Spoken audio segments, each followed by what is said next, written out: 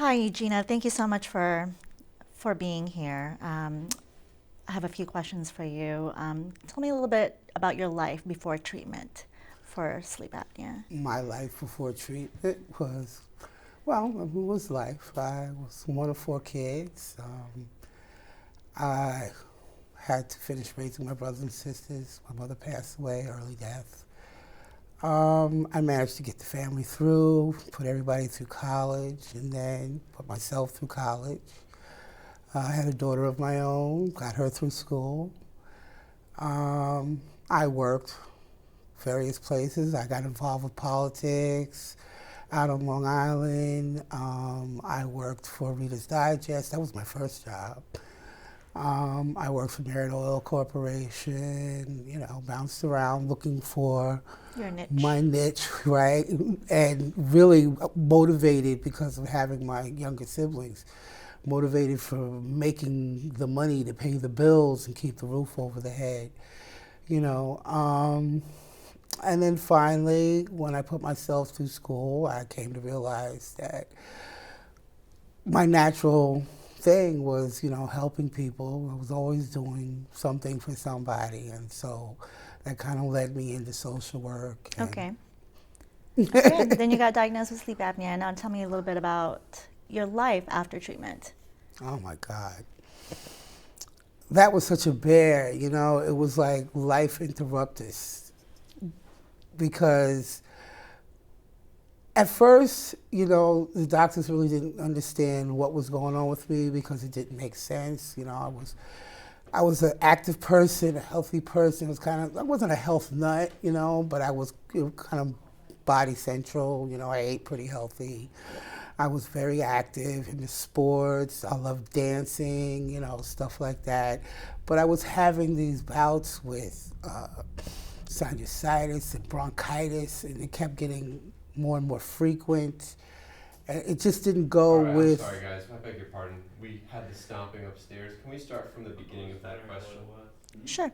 Beginning of the question? Beginning of the Yeah, question. like Okay. after. So sorry, but It's okay. somebody's rolling something about. That's Thank it. you very much. Tell me a little bit about your life after you started treatment. Oh, that was like life interrupted, because I was a very active person, dancing, in the physical stuff, softball, jogging, stuff like that, and I started having bouts of bronchitis, and it started becoming more and more frequent, and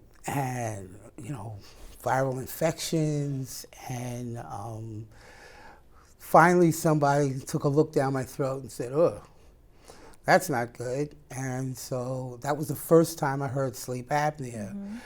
But they went in, they did a uval tonsillectomy or whatever that is, took everything out. The guy smacked me on the back and said, "You'll be fine now, go back to your life. You had nothing else to worry about." That was 2003. By June of 2004, the job that I had to let me go because I was sounding like Darth Vader. I had gained nearly 100 pounds. I was in the worst condition ever. Obviously, it wasn't the end of the sleep apnea. For me, it was only the beginning. Mm-hmm. I lost my job, I lost my home, I lost my car, I lost everything. I ended up having to call some friends in the social service network and have them put me into a drop-in center to, survive. Okay. And then when you got diagnosed and started the PAP treatment, how did that? Well, that didn't come until 18 months after going, because once I went into the system, okay, they did eventually send me to St. Vincent's for the sleep test. Okay. And they found out, okay, and then the diagnosis became official. But because I was in the shelter system, they would not give me anything until I was placed in a permanent housing. So you're using a PAP machine right now, right? Yes, I am. Okay. How do you feel? I mean, your body, just you know what? The difference. The difference is astronomical. I wake up, I, first of all, feel rested. I feel energized. Because, lack of sleep screws with everything. You lose your sex drive, you become depressed, you become irritable. I mean, there's just all sorts of things that go on with you that are not normal to you. But the lack of sleep, okay, just takes you there. Yeah. Tell me a little bit what has worked for you and not work when it comes to your sleep apnea.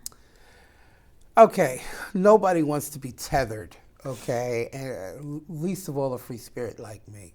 So, I mean, the hose is not long enough, but then again, how long does the hose have to be? I think the biggest problem is that mask, and it's not just so much that you've got on this Darth Vader type mask, but in order for it to be comfortable on your face, it has that little flexible thing going on. But then as the night wears on, your facial oils and sweat, okay, it starts to give way, and then it starts making all these ridiculous noises. And if you have a partner, okay, it's disturbing to them as much as to you. 'Cause, I mean, I wake up and I'm like, who's farting? Or it squeals or whatever type of noise it decides to make at that point in time. This is going on intermittently. So once you get enough rest, it's not that you've had enough rest, but that you've gotten enough rest to be able to notice that it's happening. That's disturbing your rest, because it's sudden noises in your what's supposed to be empty room. Yeah. So what has worked for you? How does it work for me? What has worked? Anything about the treatment worked?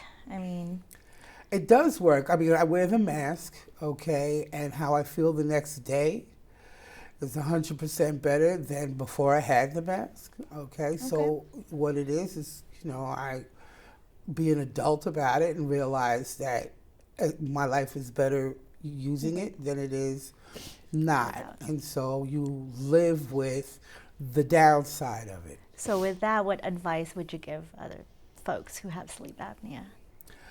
What I would tell them, pull up your big boy or big girl pants and wear the mask, because it's the difference between life and death, and that's the long and the short of it. You need to breathe, and in order to live. So, such as the mask is, yes, it has its issues, okay, but you know what? It's better than dead. That's true. Any other comments to add? Thank you very much for doing this, okay? I have literally waited the 15 years that I've been permanently disabled for this moment in time when people start moving to try to bring this into the new millennium. Well, looking for improvements all the time, so thank you. Thank you.